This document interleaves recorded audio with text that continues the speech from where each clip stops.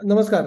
ललित शिंदे अ, हे अमेरिका स्थित chief revenue officer आहेत. सायबर सिक्युरिटीमध्ये हम्म. त्यांचा हातखंडा आहे. ललित अरे वा. शिंदे मेंटर आहेत, स्टार्टअप मेंटर आहेत, इन्व्हेस्टर आहेत आणि सर्वात हम्म. महत्वाचं म्हणजे ललित शिंदेजी आपल्या जीएमजीच्या बोर्डावरती पण आहेत. ललित शिंदे हम्म. आमच्या सर्व कोहोर्टमध्ये नेहमीच मदत करतात आणि सायबर सिक्युरिटी विषय असू दे किंवा रिस्क अच्छा. रिलेटेड विषय असू दे, ते नेहमीच हा आघाडीने हा. पुढे येतात आणि आपल्या सर्व लोकांना मार्गदर्शन करतात. मी ललितजींना रिक्वेस्ट करीन, ललितजी तुमच्याकडनं आम्हाला 4 शब्द ऐकायला निश्चित आवडेल. Lalitji, over to you. वा. अगदी अगदी. थँक्यू माधवजी. धन्यवाद. अं, मराठीत बोलण्याचा प्रयत्न करतो भरपूरदा, कारण अमेरिकेत राहून सतत इंग्लिश बोलण्याची सवय लागलेली असते. पण जितकं मराठीत बोलता येईल तितकं चांगलं आहे. आनंदजीशी मी सगळ्यात प्रथम जवळजवळ, आता मला आठवत नाही एक्झॅक्टली 2016 की 2017, पण तेव्हा आमचा फोन कॉल झाला होता. आणि त्या फोन कॉल नंतर म्हणजे पहिलं पुस्तक ऑलमोस्ट झालं होतं, तयार झालं होतं. आणि त्याबद्दल आम्ही बोललो, महाराष्ट्राला कशी आपण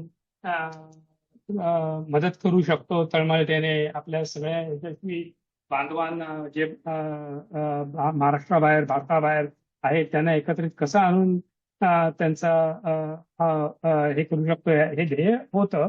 पण ते ध्येय कसं साध्य करायचं ह्याची काही कल्पना नव्हती. आणि हळूहळू वेगवेगळे उपक्रम सुरू झाले.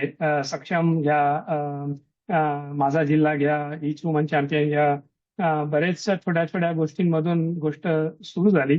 पण आपले जे पद्मश्री पद्मविभूषण डॉक्टर माशेलकर यांनी सगळ्यात पहिल्यांदा जो त्यांचा हे सांगितला का, महाराष्ट्र उद्योजक याला आपण काय मदत करू शकतो आणि कशी करू शकतो, हा सगळ्यात मोठा उपक्रम आहे. आणि त्यानुसार आपला स्टार्टअप कोर्स हा एक सुरू झाला होता. मी स्वतः अंतरप्रेनर आहे, सिरियल अंतरप्रेनर आहे.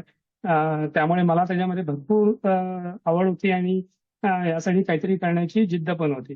त्यामुळे मी जवळजवळ आता आपले 5-6 कोहोर्ट झालेले आहेत आणि त्या प्रत्येक कोहोर्टला मी 2 ते 3 कंपन्यांना मेंटरशिप केलेली आहे.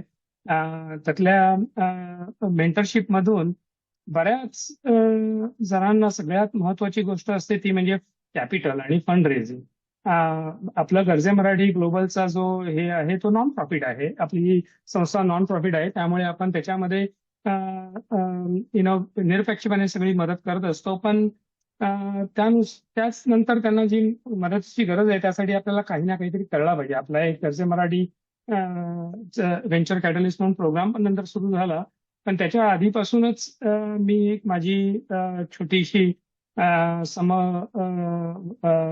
बुद्धीची लोकांना एकत्रित करून इन्व्हेस्टमेंटची कमिटी सुरू केली होती. आणि त्यानुसार मी खरोर या फोरममध्ये सांगायला आनंद वाटतो का, मी जवळजवळ $2 मिलियन वर रेज केले होते. आणि ते आपल्या महाराष्ट्रीयन मेंटर्स मधून ज्या कंपन्या आलेल्या आहेत, स्टार्टअप कोर्स मधून ज्या आलेल्या आहेत, त्यांना आपण ती मदत केलेली आहे. आणि ह्याच्यात बरेचसे यंग एंटरप्रेनर्स पण आहेत ज्यांना अजून सुद्धा बिझनेसची व्यवस्थित माहिती नव्हती. त्यांना आपण कोचिंग केलेलं आहे, त्यांना आपण मेंटर केलेलं आहे आणि त्यांना आपण सतत वर आणलेलं आहे.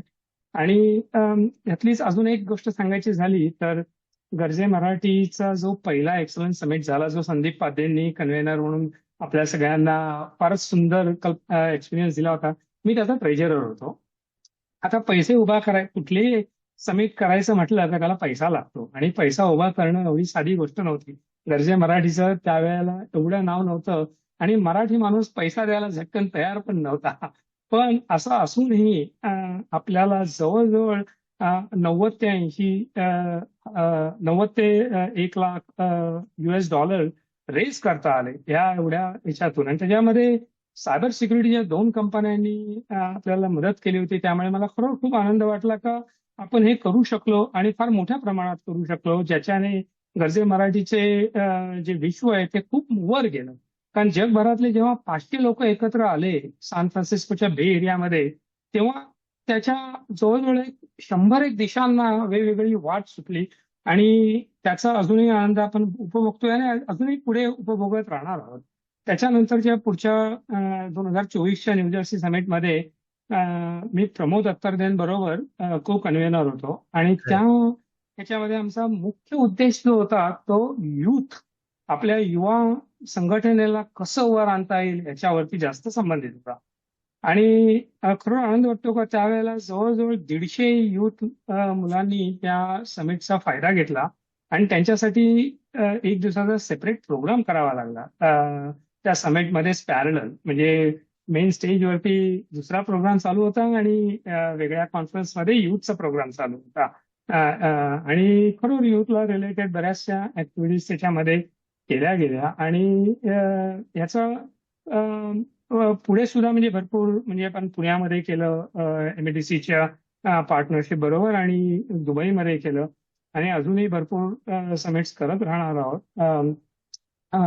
सायबर सिक्युरिटी बद्दल माझी माधवजीने एक इंट्रोडक्शन दिली होती आणि सायबर सिक्युरिटीचा पण आपण एक चॅप्टर उघडला होता. त्याचा मेन उद्देश होता की आपण सायबर सिक्युरिटीचं शिक्षण सगळ्यांपर्यंत कसं पोहोचू शकतो आणि त्यानुसार एक प्लॅटफॉर्म पण तयार झाला होता. त्याच्या हॅकर म्हणजे हॅकाथॉन वगैरे गोष्टी तयार झाल्या होत्या. पण AI आल्यानंतर ह्या गोष्टी सगळ्यांना अगदी सहजपणे उपलब्ध झालेल्या आहेत. त्यामुळे त्याच्यावरती अजून जास्त प्रगती करण्याची गरज पडली नाही आणि सगळ्यांनी त्याचा अगदी आनंदाने उपभोग घेतलेला आहे. पण त्यामुळे सायबर सिक्युरिटीच्या अजून ऑपॉर्च्युनिटीज खूप वाढलेल्या आहेत. AI cyber security protection for AI is a big topic आणि त्याच्यावरती सतत काम चालू राहिलेलं आहे आणि ते कंटिन्युअस चालू राहील. डेफिनेटली कुणाला मार्गदर्शनाची वगैरे गरज असेल अगदी डेफिनेटली तयार आहोत आणि करू त्यात काही वादच नाही. तिसरं गोष्ट एक सांगायची राहिली ती म्हणजे बॉस्टन चॅप्टर. आता बॉस्टन चॅप्टरची निर्मिती तशी आनंदजींशी फोन झाला तेव्हाच सुरू झाली होती.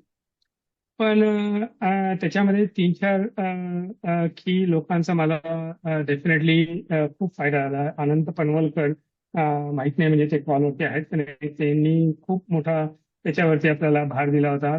त्याच्यानंतर मिलिंद कानिटकर त्यांनी सुद्धा आपल्याला खूप मदत केली होती त्याच्यामध्ये.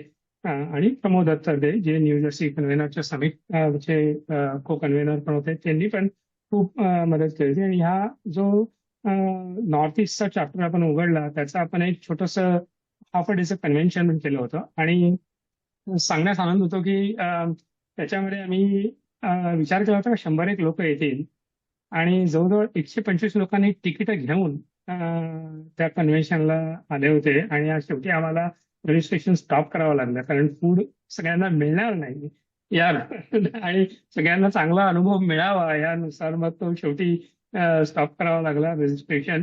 पण तरी सुद्धा भरपूर नंतर लोक जॉईन झाले होते. जेवण नसलं तरी चालेल आम्ही येऊ आणि आम्हाला या अधिवेशनाचा हे घ्यायचं आहे.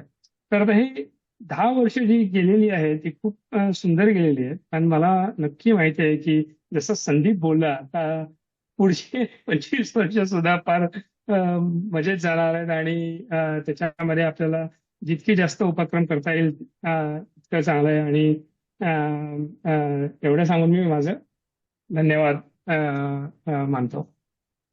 नमस्कार. ललितजींनी सांगितलं नाही पण अनेक स्टार्टअप्स मध्ये ते स्वतःच्या ह्याच्यातनं इन्व्हेस्ट करतात ज्यांना आपण मेंटर करतो त्यांना. सो अच्छा. नुसतेच कोरडे शब्द नव्हेत तर ही हेल्प्स स्टार्टअप्स बाय फंडिंग वा. ऑल्सो. हो आजकाल आणखी इतक्या व्यस्त आयुष्यामध्ये हा जो वेळ देणं आहे ना हा फार महत्वाचा आहे.